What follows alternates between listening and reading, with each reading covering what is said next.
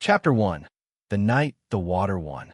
At 3 a.m., Abigail Carter, president of the Pine Hollow Homeowners Association, stood ankle-deep in murky, swirling water. Her voice a shrill echo against the howling wind as she screamed into her phone.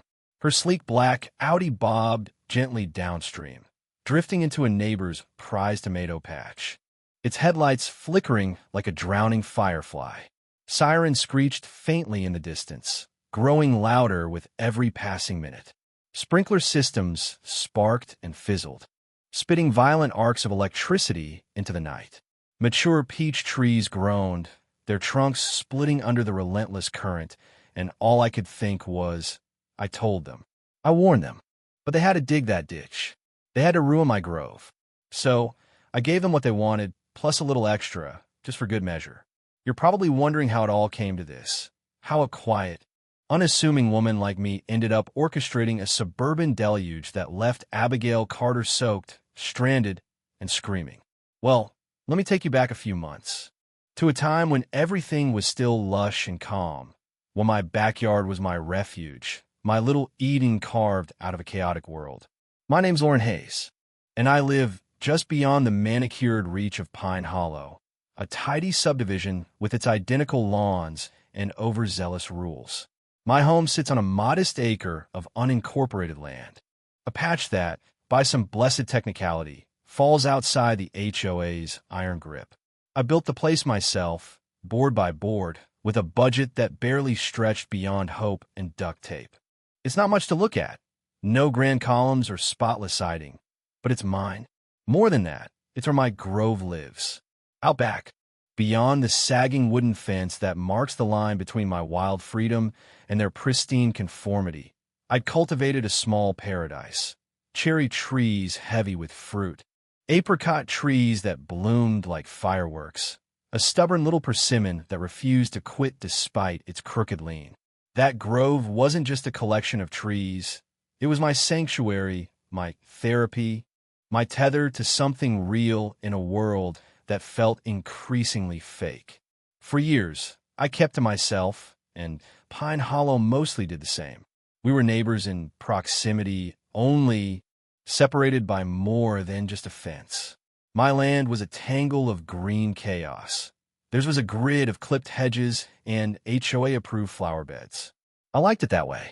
They didn't bother me, and I didn't bother them. Until the puddle. It started in January, after weeks of relentless rain turned the low end of their subdivision into a shallow, muddy swamp. Any half-decent observer could see the problem.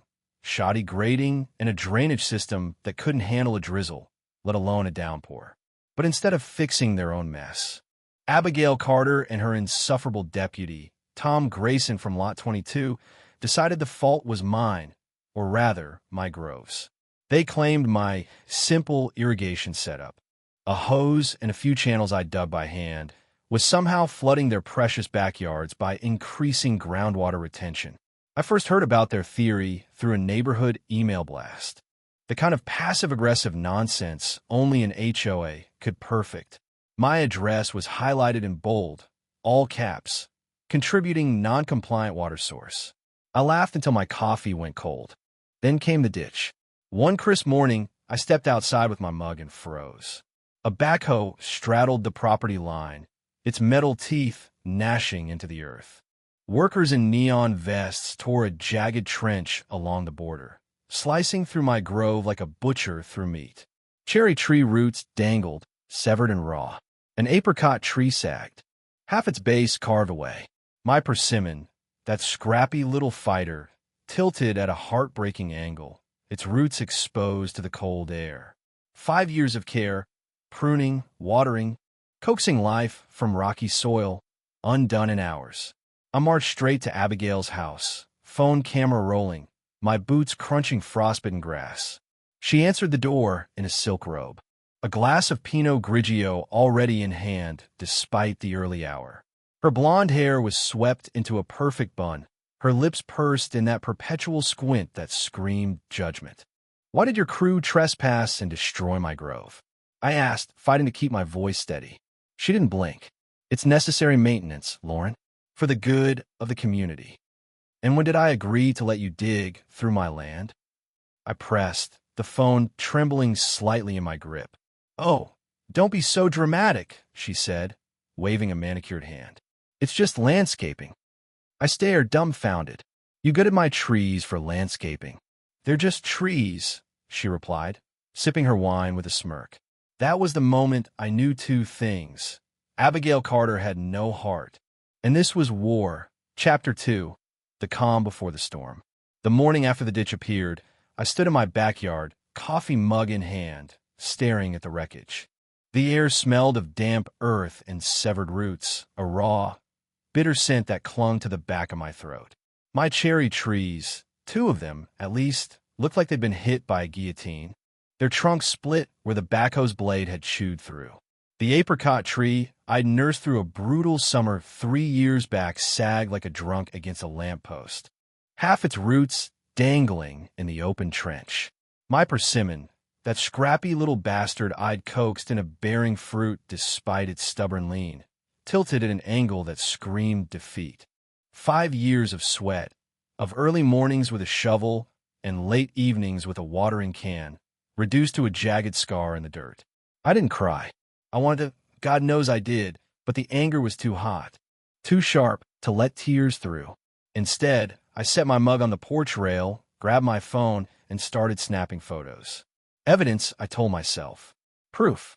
Because if Abigail Carter and her Pine Hollow cronies thought they could carve up my land and walk away clean, they were about to learn I wasn't the roll over and take it type. My name's Lauren Hayes, and I'm not what you'd call a people person. I moved out here, 10 miles past the city limits, where the pavement gives way to gravel and the houses stop pretending to be anything but practical. After my divorce 6 years ago, the split was messy, the kind that leaves you hollowed out and itching for something to call your own. I found this acre, a forgotten patch of unincorporated nowhere, and decided it was mine. No bank loans, no contractors, just me, a stack of lumber from a salvage yard, and a how-to-book I bought for $3 at a thrift store. The house took 2 years to build, and it shows. The roofline's a little crooked, the windows don't quite match, and the front door sticks when it rains. But it's solid. It's home. And the grove out back? That's the heart of it. I'd never been much of a gardener before. My ex, Greg, used to say I couldn't keep a houseplant alive, and he wasn't wrong. I killed a cactus once, which takes real talent. But out here, with no one to judge me, but the birds, I figured I'd give a shot. Started with a cherry sapling I found half dead at a nursery clearance sale. Then came the apricots, the persimmon, a couple of plum trees I planted just to see if I could.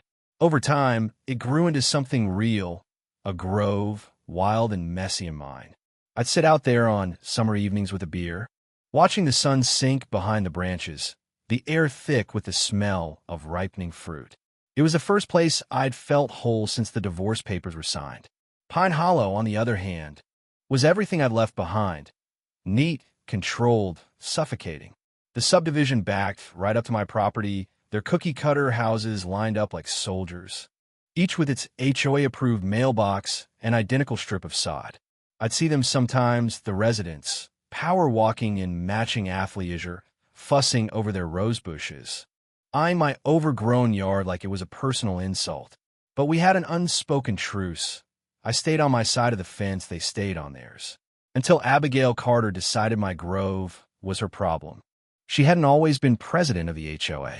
I'd heard through the grapevine, mostly Mrs. Delaney, the chatty widow who lived 2 lots down and liked to drop by with zucchini bread, that Abigail had clawed her way up from treasurer after the old president moved away.